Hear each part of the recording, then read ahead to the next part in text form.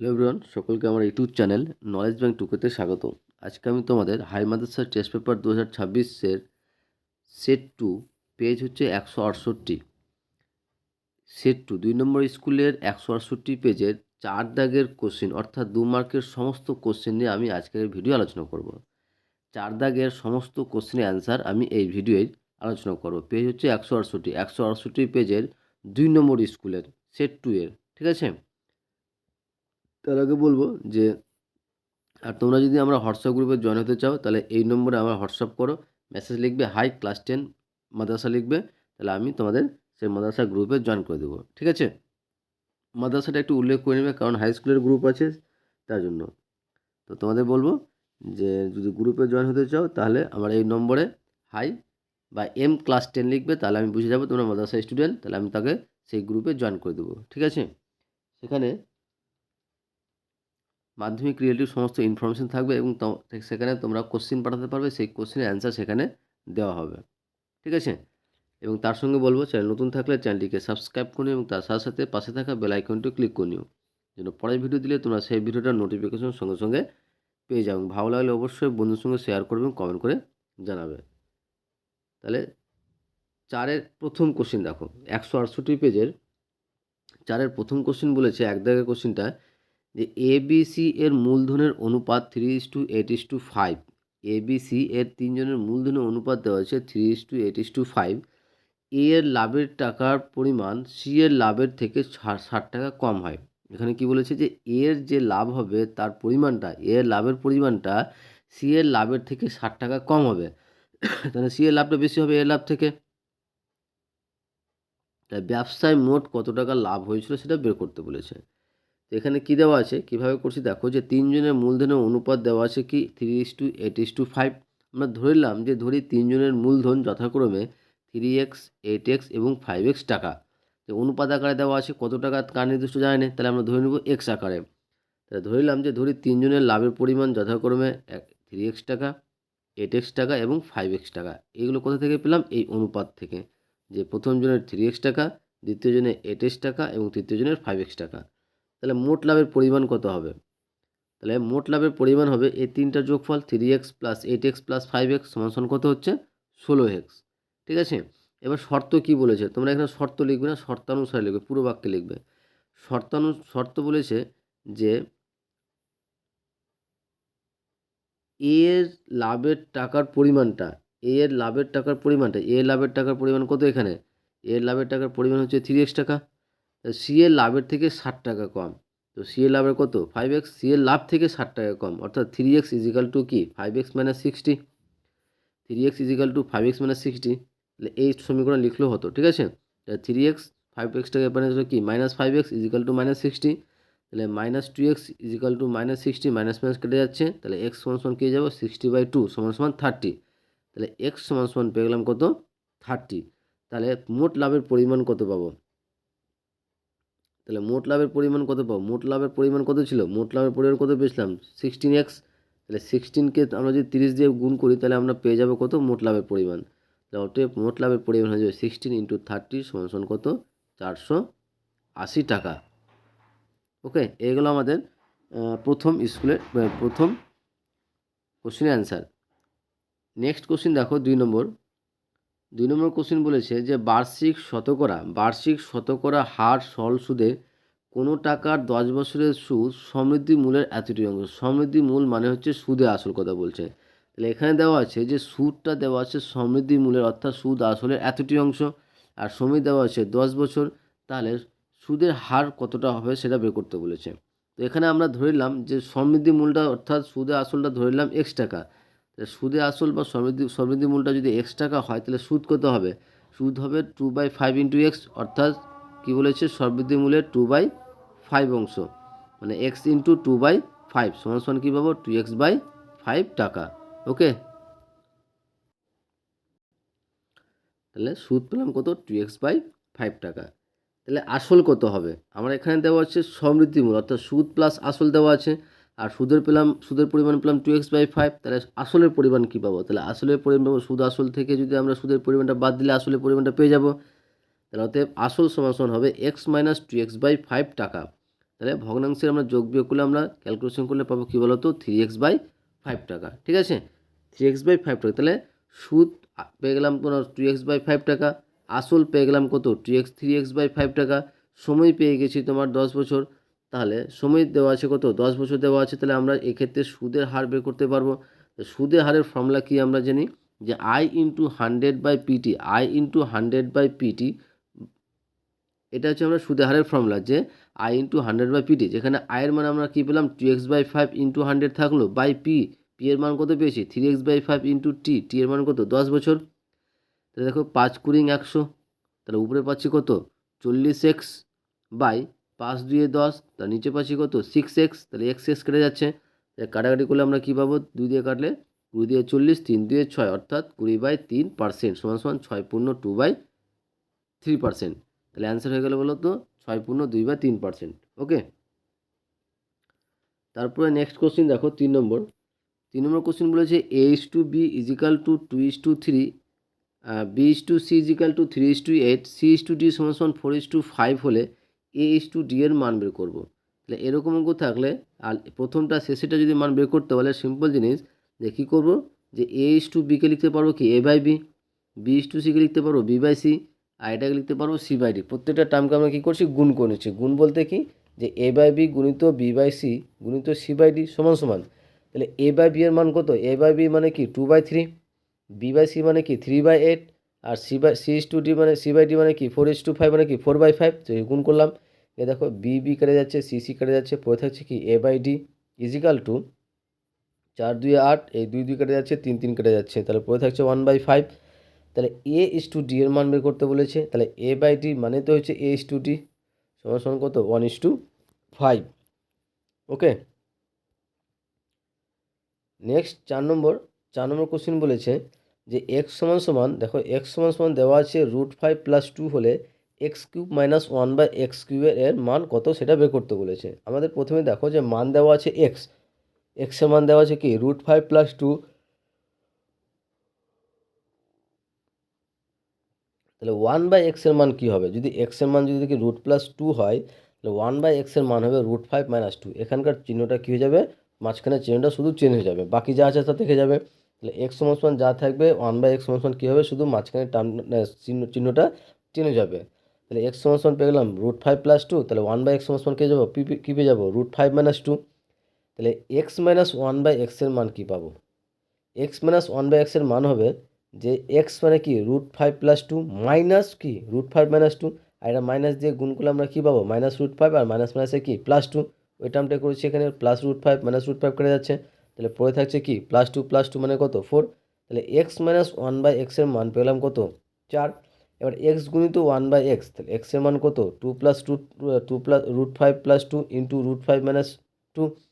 তাহলে দেখো তো এটা a + b × a - b আকারে আছে, তাহলে a² - b² লিখতে পারবো।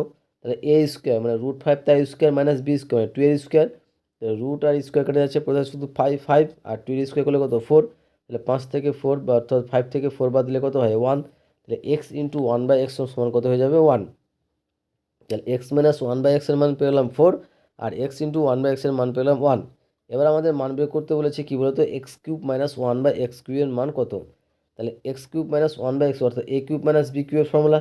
তাহলে a³ - b³ এর ফর্মুলা লিখতে পারবো যে a - b তার cube plus 3ab × a - b। তাহলে এখানে a এর জায়গায় x আর b এর জায়গায় 1/x, তাহলে x - 1/x তার কিউব প্লাস 3 × a মানে x × b মানে 1/x × x - 1/x। ঠিক আছে, তাহলে এবার দেখো আমরা কিন্তু x - 1/x এর মান জানি, x × 1/x এর মান জানি, আর x - 1/x এর মান সে মানটা বসাই।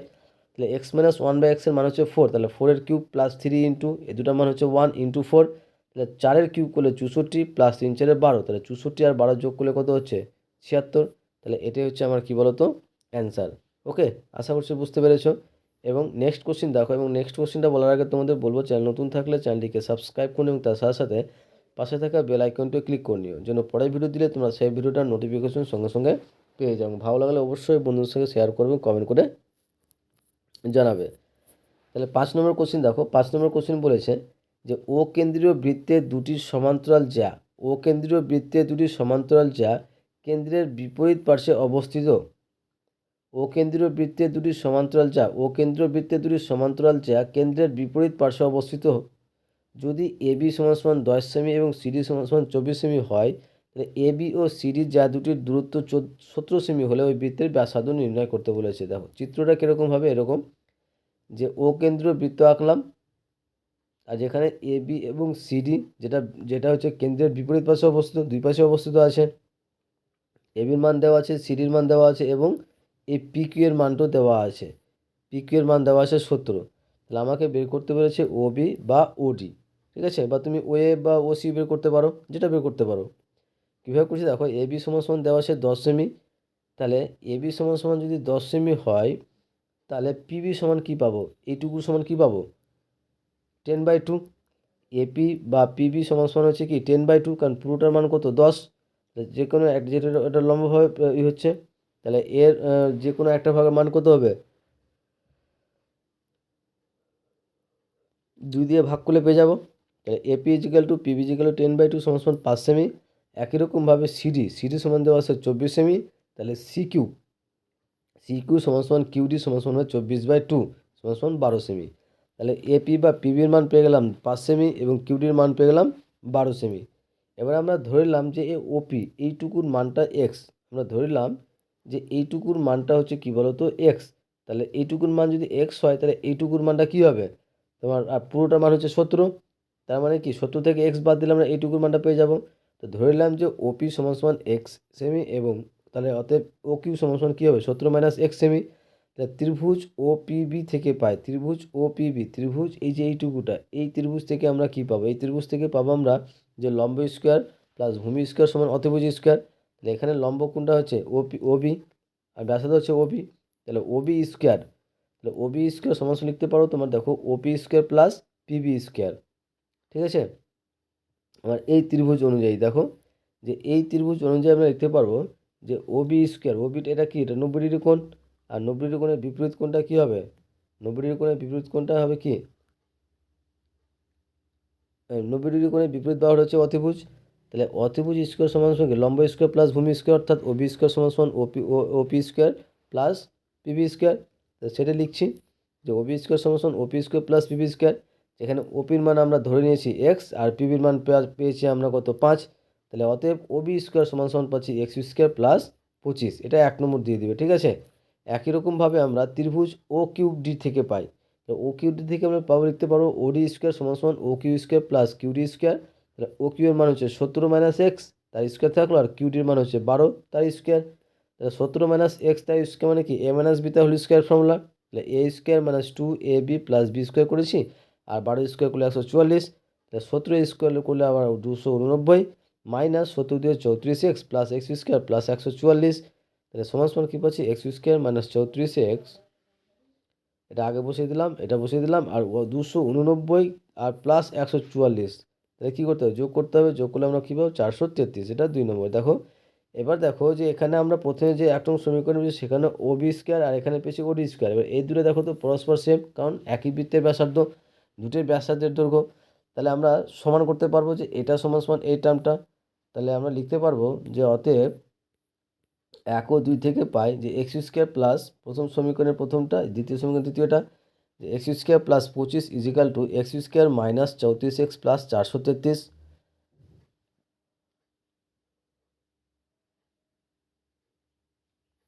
এক্স স্কোয়ার কেটে যাচ্ছে।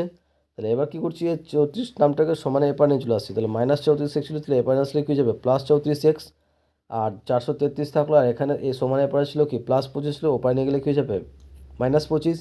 তাহলে 34x ইজিক্যাল টু 433 থেকে 25 বাদ দিলে কত হয় 408। তাহলে এক্স ইজিক্যাল টু কী হবে, তাহলে এক্স ইজিক্যাল টু হয়ে যাবে 408/34, ঠিক আছে। এটাকে আর যদি আমরা ক্যালকুলেশন করি, 34 দিয়ে আমরা 12কে গুণ করে দেখবে যে আমার 408 আসে। ক্যালকুলেশন করে আমরা প্রথমে 2 দিয়ে কেটেছি, 17 দিয়ে 34 আর 204 দিয়ে 408, আবার 17 দিয়ে কাটলে আমরা কী পাবো 12। তাহলে এক্স সমান সমান কী পেলাম কী বলতো 12 পেলাম। আর এই এক্স সমান সমান 12 1 নং সমীকরণে বসিয়ে পাই। তাহলে 1 নং সমীকরণ কী ছিল, ওবি স্কোয়ার সমান সমান লম্ব স্কোয়ার প্লাস ভূমি স্কোয়ার। এখানে মান দেওয়া আছে যে ওবি স্কোয়ার সমান সমান কী পেয়েছিলাম, এখানে দেখো যে ওবি স্কোয়ার সমান সমান পেয়েছিলাম এক্স স্কোয়ার প্লাস 25।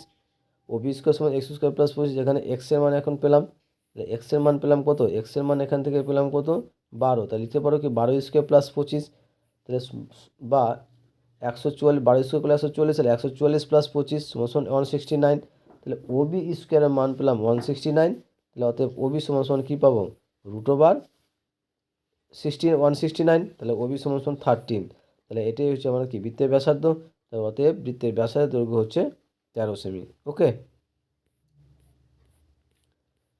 নেক্সট 6 নম্বর দেখো, 6 নম্বর কোশ্চেন বলেছে যে এবিসি সমদ্বিবাহু ত্রিভুজের এবি সমান এসি, এবিসি সমদ্বিবাহু ত্রিভুজের এবি সমান এসি।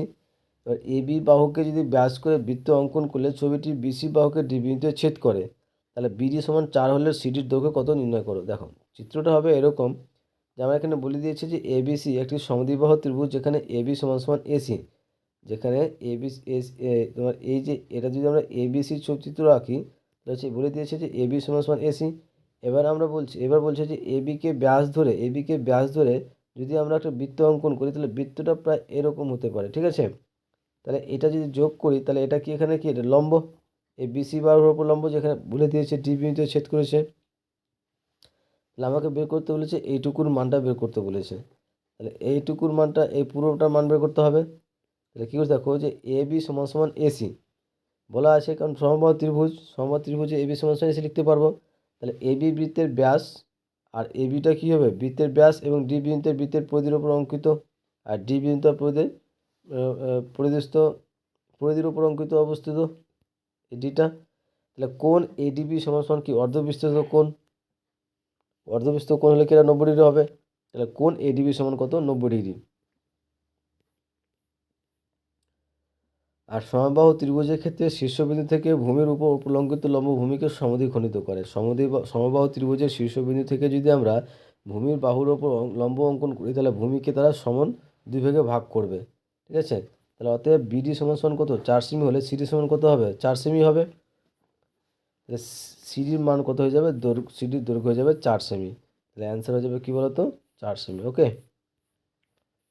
নেক্সট বলেছে যে এওবি বৃত্তের একটি ব্যাস, ধরলাম যে এওবি একটি বৃত্তের ব্যাস, যেখানে সি বৃত্তের ওপর একটি বিন্দু, সি বৃত্তের ওপর যে কোনো একটি বিন্দু, তাহলে কোণ ওবিসি মান যদি 60 ডিগ্রি হয় তাহলে কোণ ও সি এ মানে এই কোণের মান বের করতে বলেছে। তাহলে আমরা যদি এই কোণটা এবং পুরো কোণটার মান বের করতে পারি তাহলে সহজে আমরা কিন্তু বের করতে পারবো। তো এখানে দেখো যে ও এ সমান ওবি সমান ওসি, কারণ একই বৃত্তের ব্যাসার্ধ। ত্রিভুজ ওবিসি, তাহলে ত্রিভুজ ওবিসি এই ত্রিভুজের ক্ষেত্রে আমরা দেখো তো কী লিখতে পারি যে তোমার ওই ওবি সমান ওসি, কারণ একই বৃত্তের ব্যাসার্ধ, ওবির মান যা ওসির মান সেম, তাহলে তাদের বিপরীত কোণগুলো কী হবে সমান হবে। তাহলে অতএব কোণ ওসিবি সমান কোণ ওবিসি, আর এটার মান দেওয়া আছে কত 60 ডিগ্রি দেওয়া আছে, কারণ কোণ ওবিসির মান দেওয়া আছে 60 ডিগ্রি, তাহলে এটা মানটা পেয়ে গেলাম। তাহলে আবার কোণ এসিবি একটি অর্ধবৃত্তস্থ কোণ এসিবি, এই কোণ এসিবি একটা কি অর্ধবৃত্তস্থ কোণ, তাহলে অর্ধবৃত্তস্থ কোণ কি হয় সবসময় 90 ডিগ্রি হয়, তাহলে অতএব কোণ এসিবি সমান কত 90 ডিগ্রি, তাহলে কোণ ওসিএ সমান কত হবে, এটা যদি তোমার 90 ডিগ্রি হয়, যে কোণ এসিবি সমান 90 ডিগ্রি হয়, তাহলে কোণ ওসিবি সমান কত হবে এইটুকুর মান কত হবে 90 থেকে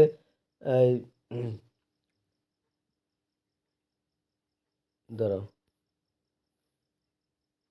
এখানে তোমার দেখো যে কোণ এসিবি একটি অর্ধবৃত্তস্থ কোণ, তাহলে এসিবিটা কত 90 ডিগ্রি, আর এখানে আমাদের কিন্তু ওবিসি এবং ওসিবির মানটা জানা আছে, ঠিক আছে। অতএব এবার দেখো যে কোণ ওসিএ সমান বের করতে বলেছে, তাহলে ওসিএ সমান কি হবে আমাদের বের করতে বলেছে কি বলতো ওসিএ এইটুকু বের করতে বলেছে, আমরা এটা পুরোটার মান জেনে নিয়েছি, ঠিক আছে 90 ডিগ্রি, এবং এইটুকুর মানও আমরা পেয়েছি কত 60 ডিগ্রি, তাহলে ওসিএ সমান কত হবে 90 থেকে 60 বাদ দিলে পেয়ে যাবো। অতএব কোণ ওসিএ সমান 90 - 60 ডিগ্রি সমান কত 30 ডিগ্রি। ওকে, 8 নম্বর কোশ্চিন দেখো, আর 8 নম্বর কোশ্চিন অ্যান্সার বলার আগে তোমাদের বলবো চ্যানেল নতুন থাকলে চ্যানেলটিকে সাবস্ক্রাইব করো এবং তার সাথে সাথে পাশে থাকা বেল আইকনটিও ক্লিক করে দিও, যেন পরের ভিডিও দিলে তোমরা সেই ভিডিওটা নোটিফিকেশন সঙ্গে সঙ্গে পেয়ে যাবেন। ভালো লাগলে অবশ্যই বন্ধুদের সঙ্গে শেয়ার করবে এবং কমেন্ট করে জানাবে। দেওয়া আছে যে যদি sec 4a = cosec a - 20 হয়, যেখানে 4 ধনাত্মক সূক্ষ্মকোণ, তাহলে a এর মান নির্ণয় করো। কীভাবে করছি দেখো, যে sec 4a = cosec a - 20 বা sec 4 থাকলো, আর এই cosec a - 20 পরিবর্তে লিখতে পারবো আমরা sec 90 - a + a - 20। কারণ দেখো যে sec 90 - θ, এখানে a + a - 20 থিটা হিসেবে কাজ করছে। তাহলে sec 90 - a - 20, তাহলে এটার পরিবর্তে লিখতে পারবো আমরা কি cosec a - 20। তাহলে sec কেটে যাচ্ছে, তাহলে পড়ে থাকছে কি এখানে 4a = 90 - a minus A plus 20 হয়ে যাবে। তাহলে 4a + a মাইনাস এটা সমানের পরে চলে আসলো। 4a + a = 90 + 20 যোগ করলে কত হয় 110। তাহলে বা 5a = হচ্ছে 110, তাহলে অতএব a = কী হবে 110/5 = কত 22 ডিগ্রি। ঠিক আছে, তাহলে এর মানে গেলাম কত পেলাম 22 ডিগ্রি। আমাকে এর মানে বের করতে বলেছে, তাহলে এটাই হলো অ্যান্সার। 9 নম্বর কোশ্চেন দেখো, 9 নম্বর কোশ্চেন বলেছে যে tan θ + cot θ = 2 হলে, tan θ + cot θ = 2 হলে tan 2025 + cot 2025 এর মান কত হবে সেটা বের করতে হবে। তো tan θ + cot θ = 2, তাহলে লিখতে পারবো tan θ + cot θ = লিখতে পারবো 1/tan θ, কারণ আমরা জানি cot θ = 1/tan θ। তাহলে বা ভগ্নাংশ যোগ করলে লসাগু করলে কী পাবো tan θ, তাহলে পাবো উপরে tan স্কোয়ার θ + 1 = 2। তাহলে কোনাকুনি গুণ করলে কী পাবো, কোনাকুনি গুণ করলে পাবো আমরা tan স্কোয়ার θ + 1 = 2 tan θ, বা tan স্কোয়ার θ - 2 tan θ + 1 = 0। মানে এই টার্মটা সমানের পরে চলে আসলো। তাহলে পুরো টার্মটা দেখো যে tan স্কোয়ার θ - 2 tan θ + 1, এটার পরিবর্তে আমরা লিখতে পারবো দেখো tan θ - 1 তার স্কোয়ার। কারণ দেখো এটা আমার বর্গের ফর্মুলা হচ্ছে tan স্কোয়ার θ - 2ab, a মানে tan θ, b মানে 1 + b স্কোয়ার মানে 1 স্কোয়ার, মানে এই টার্মটা হচ্ছে। তাহলে এটার পরিবর্তে আমরা লিখতে পারবো tan θ - 1 তার স্কোয়ার। তাহলে বা tan θ - 1 = কি 0, অতএব tan θ = কী পাবো 1। তাহলে tan θ = যদি 1 হয়, তাহলে cot θ মান কী হবে 1 হবে, সেম হবে। কারণ আমরা জানি যে tan θ = হচ্ছে বা এভাবে লিখো যে cot θ, যে cot θ = হচ্ছে 1/tan θ। এখানে 1/tan θ মান পেয়েছি 1, তাহলে 1/1 = কত 1। তাহলে cot θ মান হয়ে গেল কি বলতো 1। ঠিক আছে, তাহলে tan θ মানও পেয়ে গেলাম 1, cot θ মানও পেলাম 1। তাহলে আমাদের মান বের করতে বলেছে কি যে tan 2025 θ + cot 2025 θ = মান। তাহলে tan θ মান পেয়েছি 1, তাহলে 1 এর 2025 + 1 2025, তাহলে 1 এর মাথায় যাই থাক গুণ করলে কী হবে 1ই থাকবে। 1 + 1 = 2, তাহলে আমার অ্যান্সার হয়ে যাবে কী বলতো 2 হয়ে যাবে। ওকে, নেক্সট। এবং এই কোশ্চেনটা বলার আগে তোমাদের বলবো, চ্যানেল নতুন থাকলে চ্যানেলটিকে সাবস্ক্রাইব করুন এবং তার সাথে সাথে পাশে থাকা বেল আইকনটি ক্লিক করে নিও, যেন পরের ভিডিও দিলে তোমরা সেই ভিডিওটার নোটিফিকেশন সঙ্গে সঙ্গে পেয়ে যাও। ভালো লাগলে অবশ্যই বন্ধুদের সঙ্গে শেয়ার করবে এবং কমেন্ট করে জানাবে। ঠিক আছে, তাহলে 10 নম্বর কোশ্চেন বলেছে যে একটি নিরেট অর্ধগোলকের সমগতলের ক্ষেত্রফল এবং নিরেট গোলকের বক্রতলের ক্ষেত্রফল সমান। একটি নিরেট অর্ধগোলকের সমগ্রতলের ক্ষেত্রফল এবং নিরেট গোলকের বক্রতলের ক্ষেত্রফলটা সমান। তাহলে অর্ধগোলক এবং গোলকের ব্যাসার্ধের দৈর্ঘ্যের অনুপাতটা নির্ণয় করতে বলেছে। এখানে খেয়াল করবে যে অর্ধগোলকের সমগতলের ক্ষেত্রফল আর নিরেট গোলকের বক্রতলের ক্ষেত্রফল দুটো সমান। তাহলে অর্ধগোলকের সমতলের ক্ষেত্রফল বের করব আর নিরেট গোলকের বক্রতলের ক্ষেত্রফল বের করতে এটাকে সমান করব।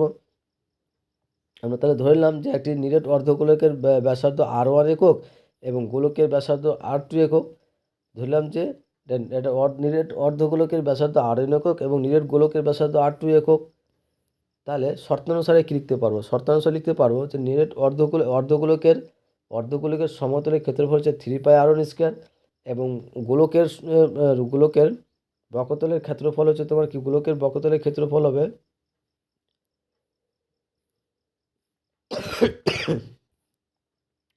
গোলকের বক্রতলের ক্ষেত্রফল হচ্ছে 4πr2²। তাহলে পাই কেটে যাচ্ছে, তাহলে পড়ে থাকছে কি 3r1² = 4r2²।